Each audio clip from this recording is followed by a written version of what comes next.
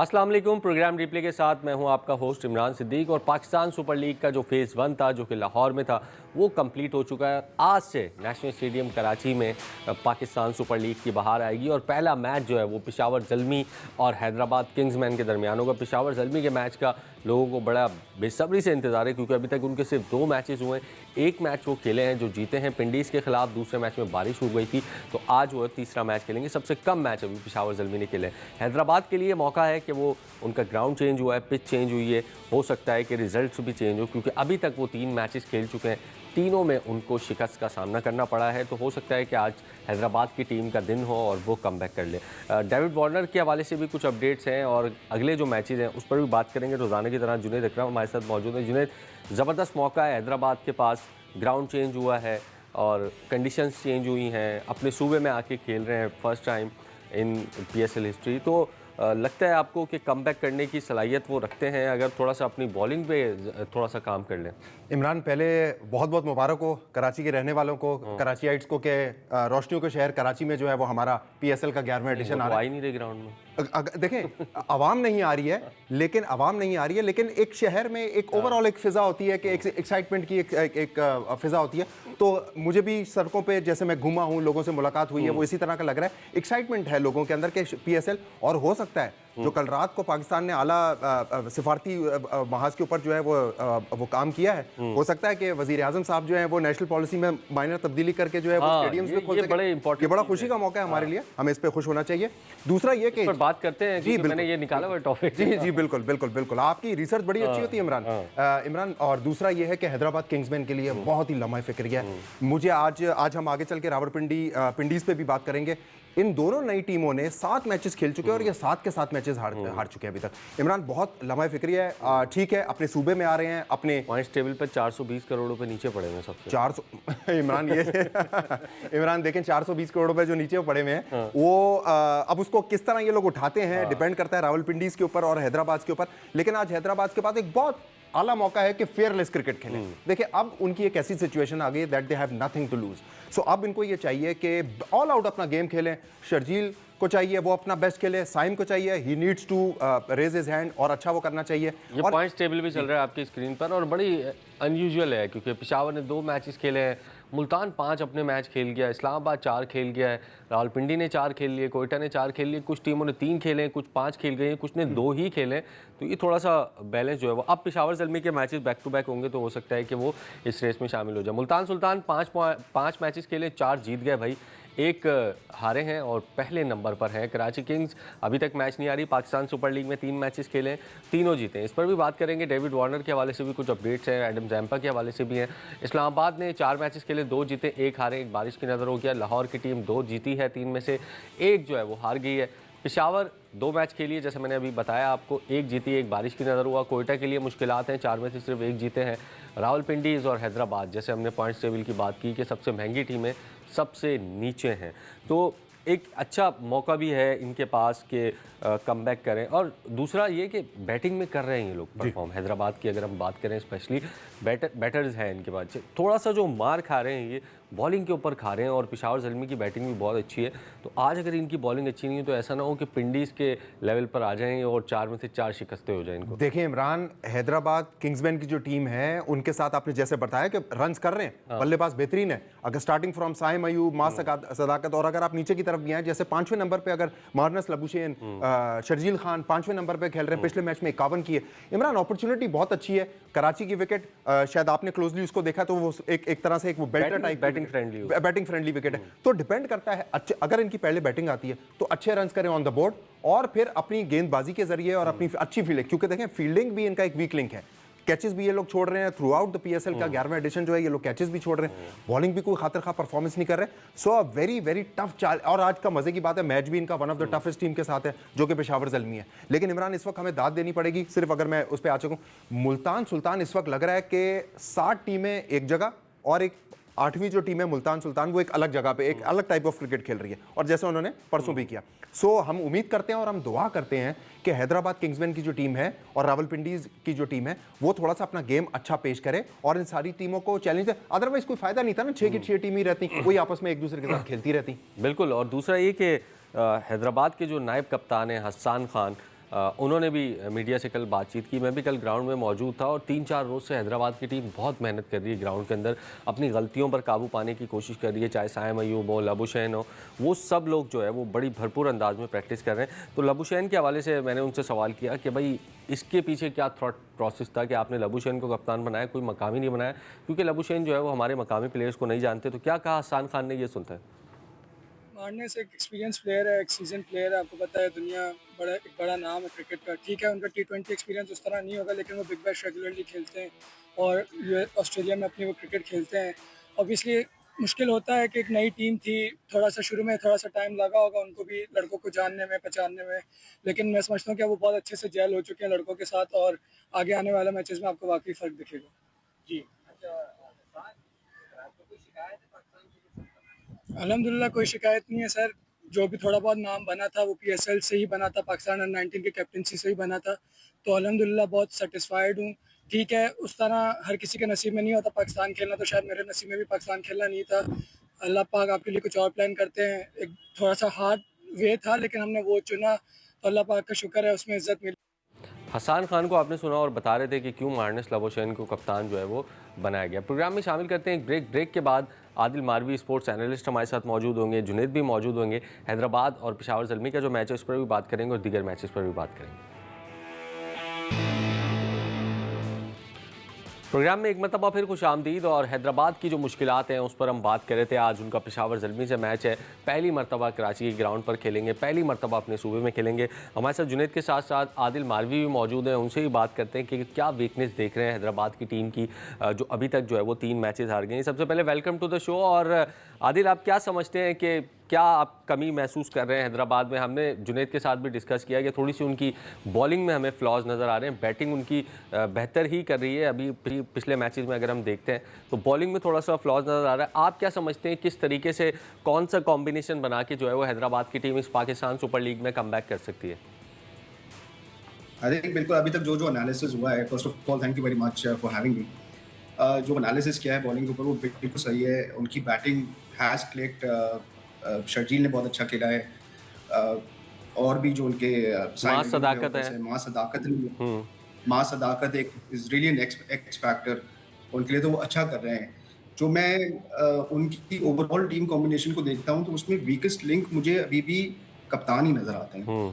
अगर एक बड़ा इंटरेस्टिंग एनालिसिस है कि मार्नस लैबुशैन जो है वो इनकी टीम के कैप्टन है, मगर उनकी अपनी अगर आप T20 इंटरनेशनल की हिस्ट्री देखें तो उसमें उन्होंने सिर्फ एक मैच खेला है। तो वो जो एक एक्सपीरियंस है कि वो टीम किस तरह चलानी है, कौन से बॉलर्स कब रोटेट करने हैं, वो शायद उनके पास नहीं है। अच्छा, आज का जब हम मैच देखते हैं जो ज़ल्मी के अगेंस्ट है, उसमें इनके पास जो बॉलर्स हैं, जो महेश तीक्षाना है, अगर आप इनका रिकॉर्ड देखें अगेंस्ट बाबर आजम, तो बाबर आजम ने हमेशा लेस देन 50 की स्ट्राइक रेट से खेला है इनको। अच्छा, तो वो अगर ऊपर से थोड़ा डिस्टर्ब कर सकें पेशावर ज़ल्मी की बैटिंग लाइनअप को, पावर प्ले में प्रेशर डाल सकें। देखिए कराची का अगर आप ग्राउंड देखें ना, अगर आप प्रीवियस PSL में भी देखें तो हमेशा एक बैलेंस कॉम्बिनेशन को सपोर्ट करता है। कभी भी एक रन फीस्ट की तरफ कराची का ग्राउंड नहीं करता, क्योंकि ग्राउंड्स भी बड़े हैं। पिच की जो कंडीशन होगी वो देखेंगे, आज पहला मैच हम देखेंगे पिच कैसी बिहेव करती है, बट ग्राउंड्स बड़े हैं तो यहाँ पे बैटिंग बॉलिंग दोनों बहुत काउंट करेगी। अच्छा, तो डेफिनेटली पेशावर इसमें आपने महेश जी, तीक्षाना का जिक्र किया कि महेश तीक्षाना जो है वो बाबर आजम को थोड़ा सा डिस्टर्ब कर रहे हैं, लेकिन सवाल यही है कि महेश तीक्षाना क्या पावर प्ले में बॉलिंग कराएंगे, क्योंकि बाबर आजम पावर प्ले में जो है वो बैटिंग करेंगे। दूसरा ये कि पिच का जहाँ तक आपने जिक्र किया, ज़ाहिर नेशनल स्टेडियम में मैच हो रहा है तो पहले जो 2-3 रोज़ होंगे वो तो ज़ाहिर बैटर्स को ही सपोर्ट करेंगे। उसके बाद जब एक पिच पर 2-2, 3-3 मैचेस हो जाएंगे, हो सकता है फिर जाके जो है वो बॉलर्स को भी मदद मिले और एक बैलेंस कॉम्बिनेशन हो बैट एंड बॉल में। जी बिल्कुल, ये बिल्कुल आपका बहुत अच्छा पॉइंट है, मगर जो नई पिच होती है उसमें थोड़ा सा ग्रिप एंड बाउंस भी होता है कराची में। तो कराची की जो वो first day second day pitch है, आने वाले मैचेस में थोड़ा पिच स्लो होगी, लेकिन यहाँ पे थोड़ा सा शायद आपको पेसर्स को, राइले मेरिडिथ है, उनसे थोड़ा सा एडवांटेज ले सकते हैं हैदराबाद डिस्टर्ब करने के लिए। अगर आप प्रोबेबिलिटी देखें, पेशावर ज़ल्मी की स्ट्रेंथ देखें, तो बहुत मुश्किल होगा उनको अपसेट करना इस मैच में हैदराबाद के लिए। बट इससे अच्छा चांस नहीं मिलेगा, बिकॉज पेशावर ज़ल्मी के लिए भी एक नया वेन्यू है, हैदराबाद के लिए भी नया वेन्यू है, और पेशावर ज़ल्मी ने भी अभी सिर्फ एक ही मैच खेला है। उनके 2 मैचेस हुए हैं, लेकिन एक अबैंडन हो गया था। तो उन्होंने दे रियली प्लेड 1 मैच जो वो जीते हैं कॉम्प्रिहेंसिवली। बट बहुत इंटरेस्टिंग होगा कि क्या हैदराबाद अगर उनको ऑफ कर सकता है। बिल्कुल आदिल, और जिस तरह आदिल ने जिक्र किया कि लाबुशेन सिर्फ एक T20 मैच खेले, अच्छा यही मैंने पहले भी बात की थी कि आप बड़े नामों की तरफ जाते हैं तो फिर ऐसे रिजल्ट्स भी आपको बैकफायर भी कर जाता है। आप एक कॉम्बिनेशन बनाने पे जाएं, एक अच्छी प्लेइंग 11, एक अच्छा स्क्वाड तश्कील देने पे जाएं बड़े नामों के बजाय, तो वो ज़ाहिर है आपके लिए बेहतर होता है। लाबुशेन नो डाउट अबाउट कि वो वनडे में या टेस्ट में एक बड़ा नाम है, परफॉर्म किया उन्होंने ऑस्ट्रेलिया के लिए। वर्ल्ड कप के फाइनल में 2023 की जो इनकी इनिंग्स थी बड़ी क्रूशल थी ट्रेविस हेड के साथ। लेकिन ज़ाहिर एक T20 का, जैसे केन विलियमसन है नहीं खेल रहे, जो रूट है बहुत बड़े प्लेयर हैं नहीं खेल रहे T20 क्रिकेट। इसी तरीके से मेरा ख्याल है कि मार्नस लाबुशेन पे भी यही अप्लाई होता है कि ठीक है बहुत बड़े प्लेयर हैं लेकिन इस फॉर्मेट में कहीं ना कहीं पे फिट नहीं हो रहे। इमरान, ऐसा लगता है कहीं ना कहीं ऐसा लगता है जो नई टीम्स आई हैं, चाहे उसमें रावलपिंडीज हो या उसके अंदर हैदराबाद किंग्समैन की टीम हो, टीम तो एक्साइटमेंट में ही इन्होंने बनाई है कि बड़े नाम उठा लें, महंगी साइनिंग्स कर लें, लेकिन उनकी मिसकैलकुलेशन कहाँ हुई है। लाबुशेन को हम भी शुरू में बहुत अप्रिशिएट कर रहे थे और आज भी अप्रिशिएट करते हैं, बिकॉज उनसे आप उनका क्रेडिट ले नहीं सकते। उनकी जो बारियां उन्होंने खेली हैं, चाहे वो टेस्ट हो चाहे वो वनडेज हो, वो आप उनसे ले नहीं सकते। लेकिन शायद ऐसा लग रहा है कि वो भी, क्योंकि he is not made for T20, ठीक है एक अच्छा कप्तानी का माइंडसेट लेके आते हैं, but he is not made for T20, तो वो इस वजह से वो स्ट्रगल कर रहे हैं। प्लस इंपॉर्टेंट बात यह है कि उनकी जो टीम है ना, वो बल्लेबाजी में परफॉर्म कर रही है, ठीक है अगर बैटिंग में थोड़ी सी बेहतर कर रही है तो वो बॉलिंग फेल हो रही है, फील्डिंग में फेल हो रहे हैं। सो एडेड प्रेशर कप्तान पे ही आ रहा है कि कप्तानी भी उनकी चैलेंज हो रही है ऑन द फील्ड ऑल्सो, और ऑफ कोर्स हम लोग भी बैठ के जो तज्जिया कर रहे हैं वो भी उनको वो कर रहे हैं। सो मेरे ख्याल से मुझे ये लगता है कि कहीं ना कहीं हैदराबाद किंग्समैन ने एक एक्साइटमेंट के अंदर एक ऐसा कप्तान ले लिया कि ठीक है जी, और टीमों ने भी, 2 टीमों ने जो है वो ऑस्ट्रेलियावी कप्तान रखा है तो हम भी वो रख लेते हैं। So I think so this is one of the cases कि जिसकी वजह से वो खुद भी सफर कर रहे हैं और उनकी टीम भी सफर कर रही है। बिल्कुल, और इसीलिए हम कहते हैं कि आदिल के एक हेड कोच हो, जो मैनेजमेंट है वो भी आपकी बड़ी अच्छी होना ज़रूरी है कि वो एक अच्छे फैसले करे, ऑनर्स जो हैं उनको अच्छे फैसलों पर मजबूर करें कि नहीं ये नहीं और ये आपका कप्तान होना चाहिए। तो हैदराबाद में ये चीज़ भी हमें थोड़ी सी लैकिंग में नज़र आ रही है। नहीं, हमें इसको एक एज अ टूर्नामेंट हम PSL को देखें तो ये कंट्रीब्यूट करता है towards the development of T20 cricket in Pakistan. और हमारी T20 इंटरनेशनल टीम की तरफ भी अगर आप देखें तो इसको एज हमें फैक्ट देखना चाहिए। मार्नस लाबुशेन, जैसा जुनेद ने कहा, बहुत बड़े प्लेयर हैं। अगर आप उनके वनडे इंटरनेशनल का भी रिकॉर्ड देखें तो अगर हम सिर्फ स्टैट्स पे देखें तो आज तक के उनके वनडे इंटरनेशनल में उन्होंने सिर्फ 10 छक्के लगाए, टोटल 10 6। तो ये जो फॉर्मेट है वो उसके लिए he is not well equipped for that format। तो वो शायद बड़े नाम वाला कुछ फैक्टर है,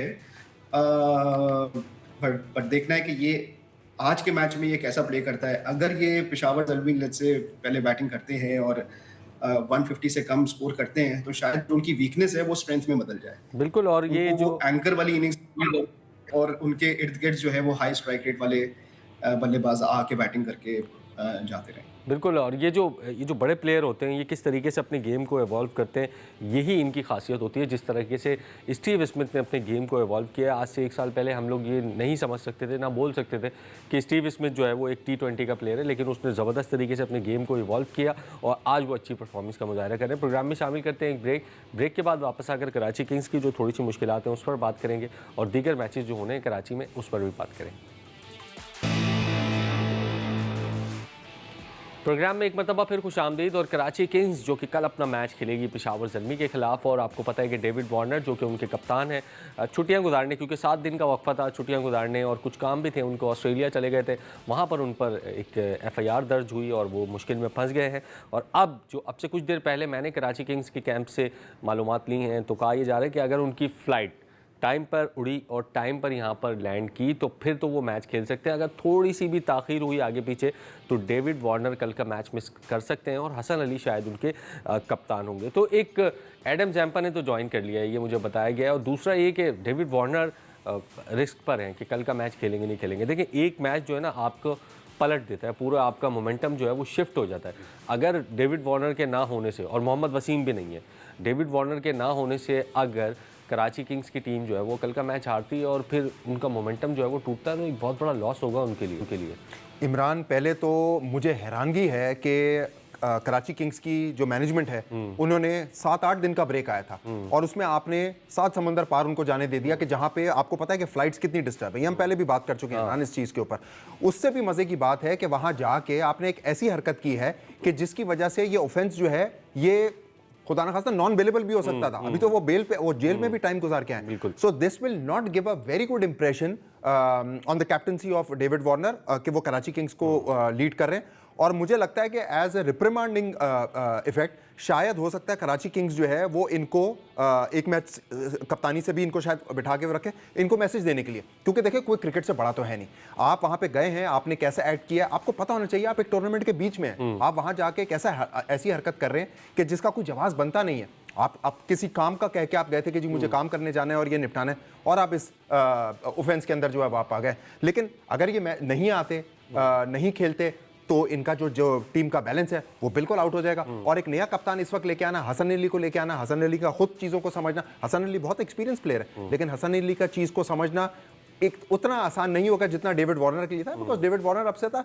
अपने साथ बहुत अच्छा एक एक्सपीरियंस वो लेके आते हैं। बट जो भी डेविड वार्नर ने किया, मैं इसकी मजम्मत करता हूँ। अच्छा हरकत इन्होंने नहीं की, अच्छी चीज़ नहीं की है, जबकि इनको एहसास होना चाहिए था कि ये एक टूर्नामेंट के बीच के अंदर खेल रहे हैं। बिल्कुल आदिल, और बैक ऑफ द माइंड ज़ाहिर है आप कुछ भी ग्राउंड पर हों, बैक ऑफ द माइंड आपको वो चीज़ें चल रही होती हैं कि आप इस मुश्किल में फंस गए हैं। डेविड वार्नर भी आने के बाद अंडर प्रेशर होंगे, हो सकता है कल का मैच भी मिस करें। और कराची किंग्स अगर ऑफ ट्रैक हो जाती है, अभी तक 3 मैचेस जीती है, तो ये मेरा ख्याल है टर्निंग पॉइंट भी हो सकता है कि ऐसा ना हो कि एक मैच हारने के बाद फिर वो एक प्रेशर में आ जाए, एक लूजिंग स्ट्रीक पे चले जाएँ। 3 मैचेस खेलना, 3 मैचेस जीतना, इतना बेहतरीन स्टार्ट करना, उसके बाद ऐसी मिस कैलकुलेशन कर लेना जिसकी वजह से पूरा टूर्नामेंट आपका एक तरीके से खतरे में आ जाए। हसन अली जो है इस वक्त हाईएस्ट विकेट टेकर हैं टूर्नामेंट के, मगर क्या वो कप के लिए क्वालिफाइड है, I don't know. David Warner और हसन अली के बीच में कप्तानी के लिहाज से बहुत फर्क है। एंड मेरे ख्याल से कराची किंग्स अगर डेविड वार्नर वापस आ जाते हैं तो शायद कराची किंग्स उनको डेफिनेटली खिलाएंगे। But I totally agree with Junaid कि वो उनके बैक टू माइंड क्या चल रहा होगा, बिकॉज वो एक ऐसे आप खुद भी अगर इस तरह की किसी चीज से गुजरे तो आपको काफी दिनों तक, काफी अरसे तक वो एक असर करता है। तो it could turn out to be a turning point for Karachi Kings, especially अगर डेविड वार्नर वक्त पे वापस आके कल का मैच नहीं खेल सकते। बिल्कुल, और बड़े के देखना पड़ेगा कि लेट्स होप के वो आ जाएं वापस और सारी चीज़ें जो हैं वो टाइम पर हों। लेकिन ये कि रिज़ा हेंड्रिक्स भी हैं उनके पास, और भी ऑप्शंस हैं कराची किंग्स के पास जो कि खेल सकते हैं। मोहम्मद वसीम के बारे में बताया गया है कि वो शायद कल के मैच से पहले ही वापस आ जाएं और हो सकता है स्क्वाड को ज्वाइन कर लें, क्योंकि वहाँ पर जो एक नेशनल टूर्नामेंट होता है उसमें एक अपेयर करना ज़रूरी होता है अपनी नेशनल सिलेक्शन के लिए, तो उसके लिए वो गए थे। हो सकता है वो भी वापस आ जाएँ और कराची किंग्स का स्क्वाड जो इतना डिस्टर्ब ना हो। देखें इमरान, बहुत ही अनफॉर्चुनेट बात है और कि ये जो PSL का 11वां एडिशन है, आप देखें किस किस चीज़ से हम गुजर रहे हैं, कंट्रोवर्सी से भरा हुआ है। एक डेविड वार्नर की कंट्रोवर्सी कम थी, डिसिप्लिन लोग हैं, ऑस्ट्रेलिया से आए हैं, हमने बोला ये हमें डिस्टर्ब नहीं करेंगे, यहाँ पे भी एक और कंट्रोवर्सी आ गई। बट हम दुआ ये करते हैं कि वो टाइमली आ जाए, जो कि अभी तक उनकी टीम मैनेजमेंट की तरफ से कुछ बताया नहीं गया कि वो कब फ्लाई करेंगे और वो कब तक। नहीं, मैंने पूछा, बताया उन्होंने मुझे। तो उन्होंने आपको क्या बताया कि वो कब अगर टाइम से उनकी फ्लाइट निकल गई वहाँ से और टाइम पे यहाँ पे पहुँच गए तो फिर किस टाइम पे निकल गई और किस टाइम पे, मतलब ये यही होगा कि मैच से शायद सिकंदर रजा बट जैसा करना चाह रहे हैं। हाँ, वही शायद मैच से 2-3 घंटे पहले यहाँ पे पहुँच जाएंगे वो, तो अगर पहुँच गए तो फिर हो सकता है कि मैच भी खेल लें। चले, अच्छी बात है। लेकिन आपने नाम बड़ा अच्छा मेंशन किया, रिजा हेंड्रिक्स का आपने नाम मेंशन किया, और जैसे आदिल साहब ने भी मेंशन किया कि हसन अली इस वक्त जो है वो हाईएस्ट विकेट टेकर है। तो क्या कराची किंग्स की टीम हसन अली पे वो एडेड प्रेशर डालना चाहेगी कि वो जो अपनी जबरदस्त किस्म की बॉलिंग कर रहे हैं वो कप्तानी का भी प्रेशर अपने ले लें? क्योंकि हसन अली इस वक्त एक जबरदस्त फ्री फ्लोइंग आपको गेंदबाज वो लग रहे हैं। बट अगर डेविड वार्नर नहीं खेलते और रिजा हेंड्रिक्स जो है वो उनकी जगह पे वो खेलते तो फिर हसन अली को एज अ वाइस कप्तान अपना हाथ खड़ा करना पड़ेगा और कप्तानी के फराइज अंजाम देने पड़ेंगे। मैं इसके फेवर में इसलिए नहीं हूं क्योंकि हसन अली एक अपना फ्री ऑफ माइंड एक बॉलिंग कर रहे हैं और शानदार बॉलिंग कर रहे हैं। कराची किंग्स वैसे भी 3 आउट ऑफ 3 जीत चुकी है। सो मुझे ऐसा है कि अगर बेहतर है डेविड वार्नर वापस आ जाए तो ये इनकी टीम के लिए ज़्यादा बेहतर होगा। बिल्कुल, और देखते हैं कि कराची किंग्स के लिए वो वापस आते हैं या नहीं आते कल के मैच के लिए। जो हालात हैं इस वक्त वो बेहतरी की तरफ जा रहे हैं। जो मिडल ईस्ट में जो सीज़ फायर हुआ है तो उससे ये भी लोग इम्कान ज़ाहिर कर रहे हैं और लोग उम्मीद ज़ाहिर कर रहे हैं, ख्वाहिश का इज़हार कर रहे हैं कि यार अब पाकिस्तान सुपर लीग में भी फैंस की वापसी होनी चाहिए। इस पर बात करते हैं एक ब्रेक के बाद।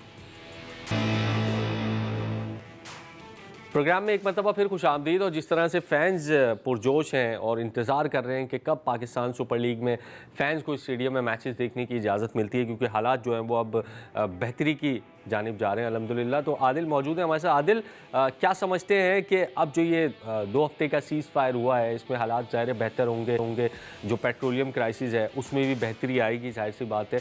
तो आप समझते हैं कि फ़ैन्स को अभी फ़ौरी तौर पर नहीं तो तकरीबन 3-4 रोज़ में या 1 हफ्ते बाद जो है वो इजाज़त मिल सकती है पाकिस्तान सुपर लीग में?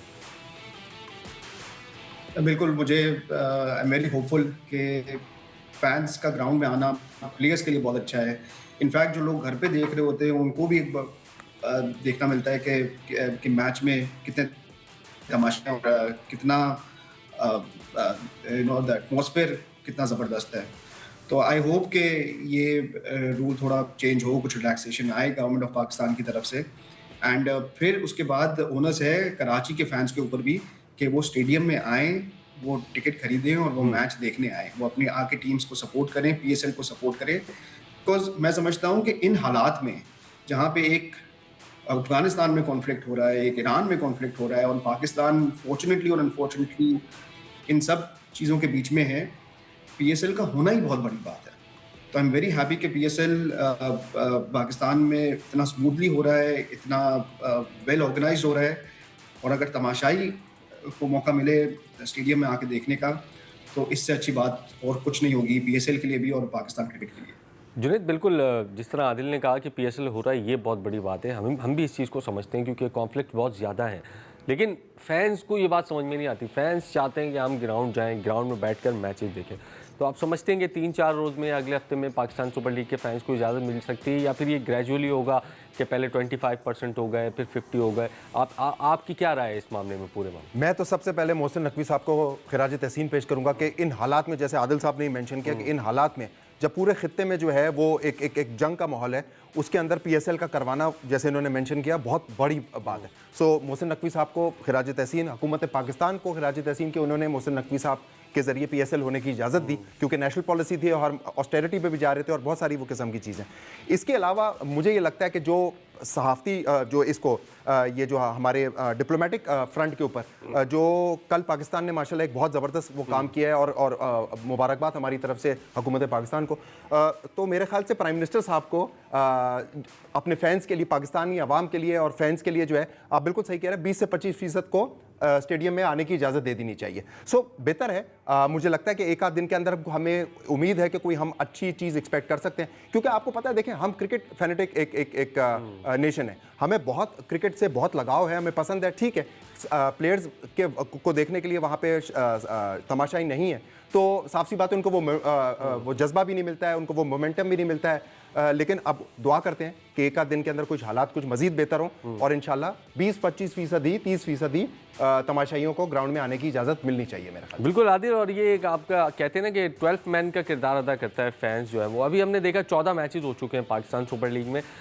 भले अच्छे मैचेस हुए हों या 2 टीमों का एडिशन हुआ हो, हम ये समझ रहे थे कि जब पाकिस्तान सुपर लीग 11 शुरू हो रहा था कि यार एक धमाकेदार सीज़न होगा, 2 टीमें एडिशन हो रही हैं, 10 मैचेस का इजाफा हो रहा है, लेकिन आखिरी वक्त में हमें ये पता लगता है कि फैंस जो है वो नहीं होंगे इस पाकिस्तान सुपर लीग में। तो एक बड़ा धचका तो था। एक तरफ तो ज़ाहिर पेट्रोलियम मसनूआत की जो क्राइसिस है उसको हम कंट्रोल कर रहे हैं, लेकिन दूसरी तरफ अगर हम देखें तो पाकिस्तान सुपर लीग को इससे करोड़ों का नुकसान हो रहा है, जो गेट मनी के ज़रिए जो पैसे आते हैं।